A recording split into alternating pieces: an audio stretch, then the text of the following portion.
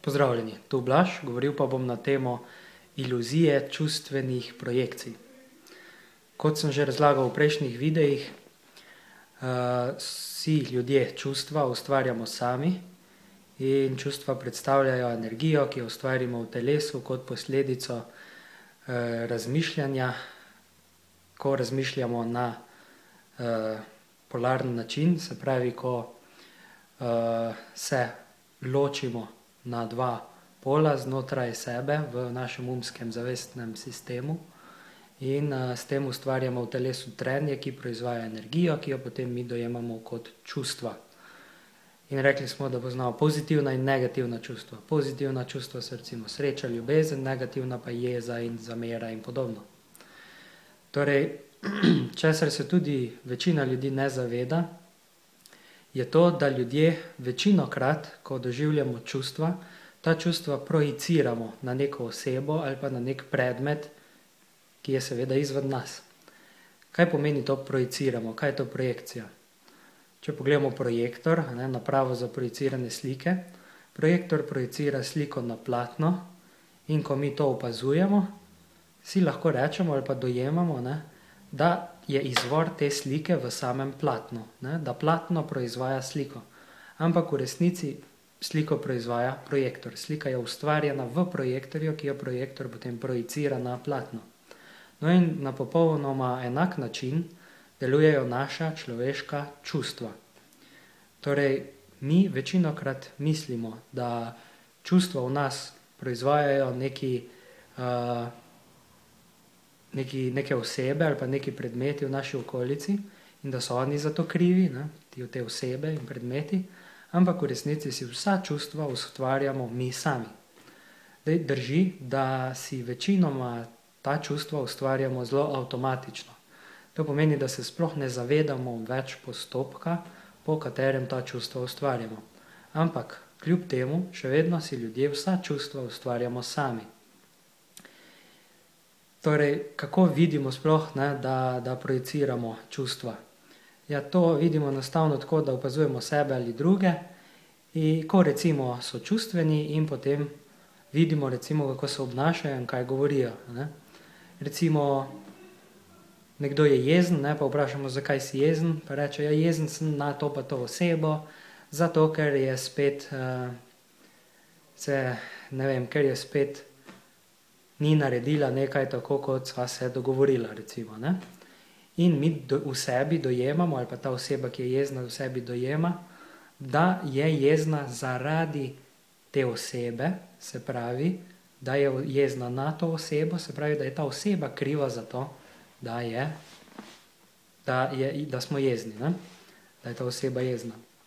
Ampak v resnici smo mi vedno sami izvor svojih lastnih čustev, zato v nobenem primeru ni smiselno, ni logično, ni koristno in ni sprejemljivo, da krivimo druge ljudi ali pa druge predmete za naša lastna čustva. Ne glede na to, kaj drugi ljudje ali pa kar drugi ljudje počnejo ali pa kakšno je stanje okrog nas. In zakaj? Zakaj je to nesprejemljivo? Zato, ker s tem še poslabšamo situacijo. Ker verjamemo oziroma začenjamo verjeti, da se morajo drugi spreminjati, da bo nam bolje, da mi ne bomo več čustveni. Če smo jezni, recimo na poslance v državnem zboru, potem gremo na ulico in se deremo in protestiramo in smo jezni na poslance. Oni so krivi za našo jezo potem. Seveda lahko drži, da je nekdo drug svojim ravnanjem povzročil neko stanje, ki na nas vpliva in ki ni najboljše za nas in ki ni najboljše za vse. Ampak za naša čustva jeze ali strahu ali katerokoli drugo čustvo, ki ga čutimo, smo še vedno samo mi odgovorni, ne glede na to, kaj drugi počnejo in kaj so drugi storili neprimernega. In kadar se obnašamo čustveno, kadar delujemo na podlagi svojih čustev, smo vedno sebični, kot sem že tudi razlagal v drugih videih, ker takrat upoštevamo zgolj in samo oziroma predvsem svoje čustvo. In ker krivimo za svoje čustvo druge ljudi, nekaj izven sebe, potem nikoli ne moremo odpraviti problema. Zato, ker za naše čustvo ni nikoli kriv nekdo drug. Mi smo krivi za naša čustva. Zato se moramo najprej mi spremeniti.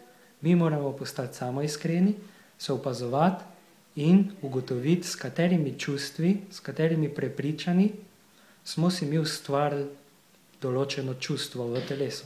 In potem moramo zanj prevzeti odgovornost in si odpustiti. In recimo začnemo, odpustim si, da sem sprejel in si dovolil biti jezen na tega človeka, zato ker ni se ravnal po dogovoru, kot smo se dogovorila, ker razumem, da s to svojo jezo dejansko ne prispevam k rešitvi problema, ampak samo še prilivam olje na ogenj.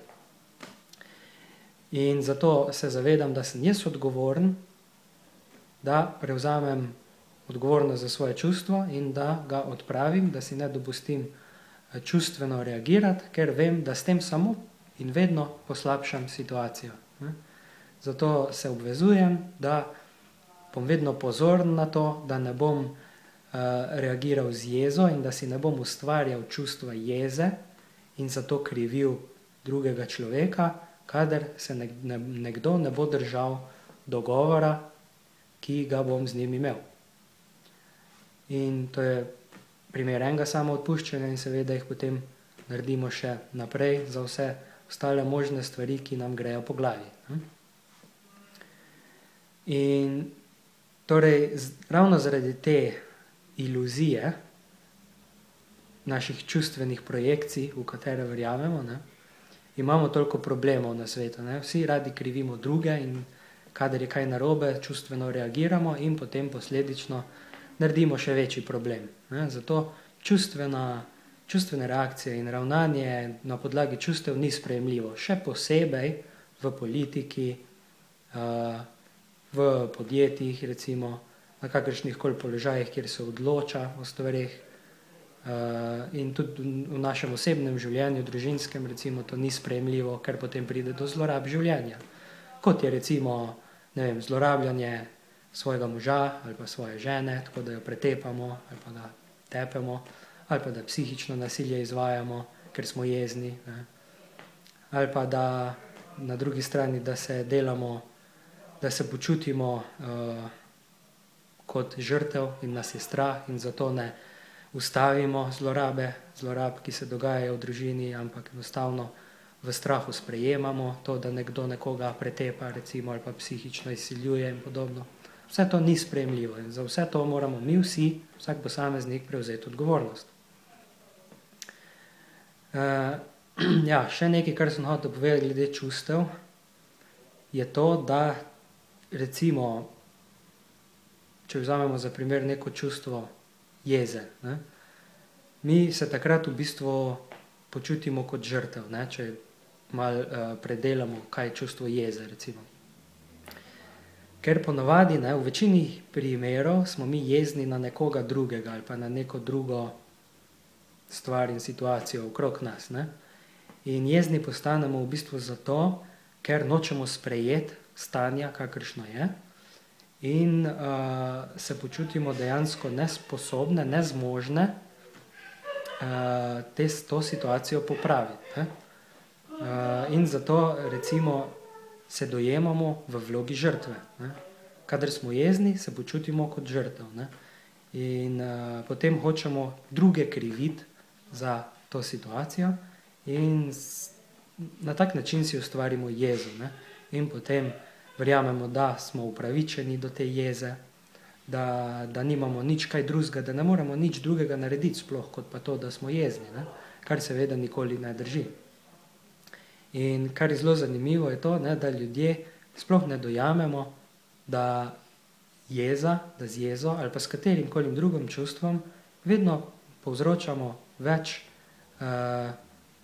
neželenih posledic, kot pa, če bi se ravnali po zdravem razumu, v dihu, čustveno stabilno.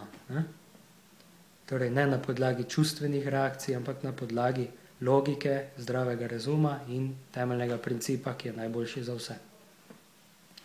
To je recimo, če pogledamo primer jeze. Seveda smo lahko jezni tudi na samega sebe, včasih tudi to, verjetno lahko sami se spomnite, da ste bili kdaj jezni na samega sebe, ne? In dejansko, če smo samo iskreni in pogledamo jezo in izkot izvira, lahko ugotovimo, da smo v bistvu vedno jezni na samega sebe, ne? Tudi takrat, ko verjamemo, da smo jezni na drugo osebo ali na neko stanje, smo v resnici jezni na samega sebe, ker smo jezni na to, da smo to dopustili, ne? Ker smo jezni na to, da se počutimo, kot da ne moremo tega spremeniti, ne? Čeprav to ne drži, samo prepričali smo se v to, ne? Tako da korekcija, predvsem za jezo, ne, je to, da se nehamo počutiti kot žrtev, da nehamo presojati in soditi stvari, da spoznamo, da z jezo nikoli ne bomo rešili nobenega problema, kvečjemu ga bomo poslabšali. In ko to razumemo, potem lahko začnemo aplicirati korekcijo v obliki samoodpuščanja na konkretnih primerih naše jeze in potem enostavno naslednjič v teh primerih zadihamo, ne, ko spoznamo, ugotovimo, da smo jezni, da si ustvarjamo jezo v telesu, se ustavimo, vdihnemo, izdihnemo in ugotovimo, aha, zdaj sem spet v tem vzorcu jeze, zdaj pa se odločam, da bom naredil korekcijo in da ne bom več jezen, zato ker vem, da to k ničemur ne pomaga, da z jezo ne bom rešil problema, ampak da bom rešil problem samo tako, da bom zgleden, da se bom ravnal po logiki, po zdravem razumu in po principu, ki je najboljši za vse, in poiskal praktično rešitev, ki bo rešila ta problem, ki je nastal. In tako lahko naredimo z vsakim čustvom, s katerimkoli čustvom. In to tudi moramo narediti, zato da bomo lahko dejansko ljudje začeli ustvarjati družbo, ki bo najboljša za vse, kateri bomo zagotovili vsem dostojno življenje, namesto takšne družbe, kot jo imamo sedaj, kjer se ljudje večinoma časa